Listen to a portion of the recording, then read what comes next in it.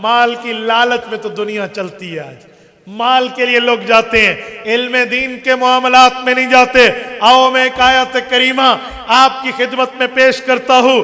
آج مال کے معاملات اٹھانے والوں اور مال جمع کرنے والوں اور اس مال کو اس طرح رکھتے ہیں جیسے نہ اس کی کوئی زکوٰۃ دینی ہے، نہ عشر دینا ہے، نہ صدقات دینے ہیں، نہ اللہ کے لیے جمع کر کر کے رکھنے والوں، سنو یہ سورت نمبر 101 سورت والضحیٰ پارہ نمبر 30 پارے کا آخری پاؤ سورت نمبر 101 سورت ہمزہ ہے۔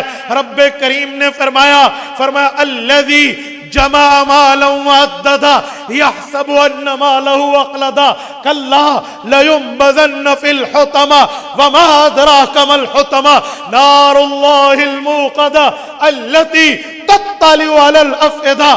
قرآن کہتے ہیں الذی، اے لوگوں سنو، مثال اس شخص کی جمع مالا جس نے مال جمع کیا، پھر کیا کیا؟ وعدد، اس کی کاؤنٹنگ کی، اس کا شمار کیا، اس کی گنتی کی، اس مہینے اتنے ہو گئے، اس مہینے اتنے ہو گئے، اس سال اتنا پروفٹ ملا، اس سال اتنا پروفٹ ملا، میں پلس میں گیا مائنس میں نہیں گیا۔ وعدد، اس کو گنتا چلا گیا، شمار کرتا چلا گیا، نمبرنگ بڑھاتا چلا گیا، اور یہ اللہ کے راستے میں نہیں دیتا اور خیال کرتا ہے یا سبو، اس کا کانسیپٹ یہ ہے، یا سبو اس کا گمان یہ ہے، یا سبو اس کی ذہنیت یہ ہے، یا سبو اس کا مائنڈ سیٹ یہ ہے، انما لہو اخلدا، یہ مال کا میں ہمیشہ مالک رہوں گا، یہ مال ہمیشہ میرے پاس رہے گا۔ رب نے فرمایا کلا، ہرگز نہیں ہو سکتا یہ مال تیرے پاس ہمیشہ رہے، ہرگز نہیں ہو سکتا اس مال کا مالک تو ہمیشہ رہے، یہ نہیں ہو سکتا کہ یہ مال تو ہمیشہ اپنے پاس رکھ کے بیٹھے، اللہ کے راستے میں نہ دے کر سانپ بن کے مال رکھنے والوں لیُنبذن فی الحطمہ، فرشتوں کی جماعت آ کر پکڑ کے انہیں حطمہ والی آگ میں ڈالے گی۔ وما ادراک ما الحطمہ، اے پیغمبر انہیں بتا دیں کیا جانتے ہو حطمہ کیا ہے؟ نار اللہ، وہ اللہ کی آگ ہے، المؤصدہ، جس کو اللہ نے جلایا ہے، اللہ نے سلگایا ہے، نار اللہ الموقدہ، اللہ نے جلایا ہے، التی تطلع علی الافئدہ، جسم تو جسم، دلوں کو بھی جلا کے بھسم کر دے گا۔ اور پھر کیسے؟ کوئی بھاگ پڑیں گے؟ کہا جی نہیں، انہا علیہم مؤصدہ، یہ کورڈ ایریا ہوگا، ان پر بند ہو جائے گا، انہیں اندر ڈال کے کلوز اپ کر دیا جائے گا، پھر فی عمد ممددہ، جیسے ایک لمبے سے کسی پائپ میں ڈال دو، ادھر بھی بند ادھر بھی بند، بندہ باہر نہیں نکلے گا، یہ بھی اس آگ سے باہر نہیں نکلتا۔ یہ اللہ کا قرآن کہہ رہا ہے۔ میں جنگ اخبار کے صفحے نہیں پڑھ رہا، میں اخبار جہاں اور سنڈے میگزین نہیں پڑھ رہا، میں اللہ کے قرآن کو پڑھ رہا ہوں جس کی زبر زیر کی سچائی پر ہمارا ایمان موجود۔ میرے دوستو، آج ہم مال کے چکروں میں بیٹھے ہیں، علم چھوڑ دیا، بچے کو کمانے پہ لگا دیا۔ مجھ سے بہت ہے ایک شخص، میں بیرون ملک کی بات کر رہا ہوں، اس کے والد نے اسے اس دن کہا کیا 5ویں 6 سال میں پڑھ رہا ہے، 2 سال بعد مولوی بن کے پننا ہے، تو نے تو ویسے بیٹھتا ہے، لہٰذا کاروبار شروع کر لو۔ اے اللہ کے بندے، کیا سوچ ہے تمہاری؟ سارے بیٹے دنیا کے لیے رکھے، کوئی آخرت کے لیے تو رکھ دے۔ نہ بابا نہ، آخرت کے لیے کوئی نہیں۔ بھائی یہ عالم بنے گا، ان نے تیری دنیا اچھی کی ہے، یہ تیری آخرت اچھی کرے گا، نہیں، اس کی کوئی پرواہ نہیں۔ کیا فکر آخرت ہے؟ ہاں علماء کے پاس وہ مال ہے جو خرچ کرو تو بڑھ جاتا ہے، جو ہلاک کے پاس وہ مال ہے جو خرچ کرو تو کم ہو جاتا ہے۔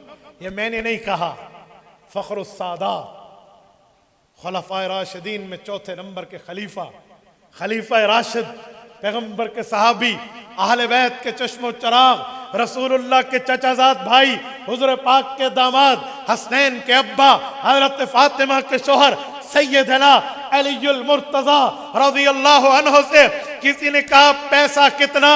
ہمارے پاس مال کتنا؟ تمہارے پاس؟ حضرت علی نے فرمایا رضینا قسمت الجبار فینا لنا علم وللجہال مال فإن المال فانی قریب فإن العلم باقی لا یزال. کہ میرے مولا تیرا لاکھ لاکھ شکر ہے، ہمیں جو دیا اس پہ کرم، فضل، احسان، امتنان بجا لاتے ہیں. قسمت الجبار فینا لنا علم وللجہال مال، ہمیں علم دیا، ہمارے دشمن کو مال دیا. فإن المال فانی قریب، مال تو ان قریب ختم ہو جائے گا. فإن العلم باقی لا یزال، علم ہمیشہ ہمیشہ رہے گا اور بڑھتا چلا جائے گا. آپ ایک بات مجھے بتائیں، سنو سنو، اگر آپ کے پاس 1,00,000 روپے ہو، 1,00,000 میں 100,000 بنتے ہیں اور یہاں بندے بیٹھے ہیں، 1,000 دے دو، 1,00,000 روپے ختم ہو جائیں گے یا بڑھ جائیں گے؟ بولیے. ختم ہو جائیں گے. اور آپ کے پاس 1,00,000 چھوڑو، 1,000 مسائل دین کا علم ہو، 1,000 بھی چھوڑو، 100 مسئلے تمہیں پتہ ہو، یار 100 بھی چھوڑو، ایک مسئلہ تمہیں دین کا پتہ ہو، ایک حدیث تمہیں پتہ ہو، ایک آیت کا ترجمہ تمہیں آتا ہو، تم ان 200 400 500 بندوں کو سنا دو، یہ علم بڑھ جائے گا یا ختم ہو جائے گا؟ صدق علی المرتضی. ہاں ہاں، حضرت علی نے سچ فرمایا. سیدنا علی المرتضی نے ڈیسیشن لیول پر بات کرتے ہوئے فیصلہ دیا کہ علم دین خرچ کرنے سے بڑھتا ہے اور مال خرچ کرنے سے گھٹتا. میرے دوستو، آپ اپنی اولاد کو یہ مال کیوں نہیں لینے دیتے؟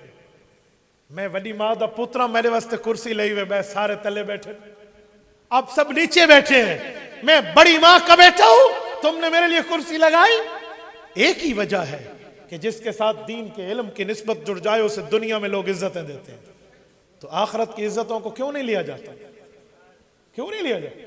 آپ نے یہاں جلسے میں کسی کا اشتہار پہ نام نہیں چھپا، آپ نے میرا نام چھاپ کے مجھے بلایا. کیوں؟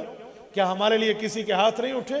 ہمارے ماں باپ کو دنیا کی طلب نہیں تھی، ہمارے ماں باپ کو پیسے ضرورت نہیں تھے، ہمارے ماں باپ کی نیڈز نہیں تھی، ہمارے ماں باپ کی خواہشات نہیں تھے، ہمارے والوں کے پیٹ بند تھے، وہ فرشتے تھے، اللہ اللہ کرتے تو انہیں رزق مل جاتا تھا، ان کا چولہا نہیں جلتا، ان کو کھانے پینا نہیں چاہیے. انہوں نے اپنی اولاد کو دین کا علم دیا، دنیا میں بھی ان کو بہتری ملی، قبر میں بھی انہیں سکون ملا. تو اپنی اولاد کو کیوں نہیں لگاتے دین کو؟ آج دنیا کے پیچھے چلتے ہیں. میں کالج یونیورسٹیز پڑھنے سے میں منع نہیں کرتا، آپ پڑھیے، ہم نے پڑھیے، ٹاپ کر کے پڑھیے. یوں نہیں ہے کہ مسجد کی چٹائی سے اٹھ جانے والا یوں کر کے منہ لٹکا کے بیٹھا ہو. ہم نے پڑھی اور میڈل لے کر دیا. مجھے جب انعام مل رہا تھا تو میں نے کہا اچھا بہتر ہے کہ اس دن دھوتی پہن کے بندہ جائے، تہبند پہن کے جاؤ، انہیں بتاؤ کہ مولوی آیا ہے تمہارے اس یونیورسٹی میں، ٹاپ کر کے جا رہا ہے، اور تم ذرا جرت کرو، چوتھا کلمہ تو سنا دو، پانچواں سنا دو، چھٹا سنا دو. جی ہاں، عوام کا جو حال ہے میں بہت اچھی طرح جانتا ہوں. ایک بندے نے مجھے کہا میرے اوپر جن پڑ گئے ہیں. میں نے کہا آیت الکرسی پڑھا کر. کہتے جی میں نے کہا آتی؟ جی آتی. میرے ایک شاگرد نے پوچھ لیا کہ آیت الکرسی کیسے شروع ہوتی ہے؟ انہوں نے کہا کل هو اللہ احد اللہ الصمد. وہ آگے چاخا تیرا کاکھ نہ راوے تے کو آیت الکرسی بھی نہیں آتی. عوام کا یہ حال ہے. اور بات علماء پر ایسے اعتراضات